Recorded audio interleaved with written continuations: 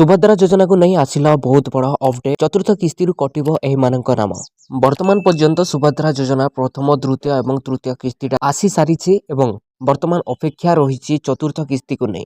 आउ एई भितरे जना पड़ी जे प्रथम द्वितीय एवं तृतीय किस्ती बहुत अयोग्य महिला पाइछंती एवं जो माने योग्य नाहंती से माने पाइछंती, जो माने पाइबा योग्य अछंती से माने पाइ नाहंती।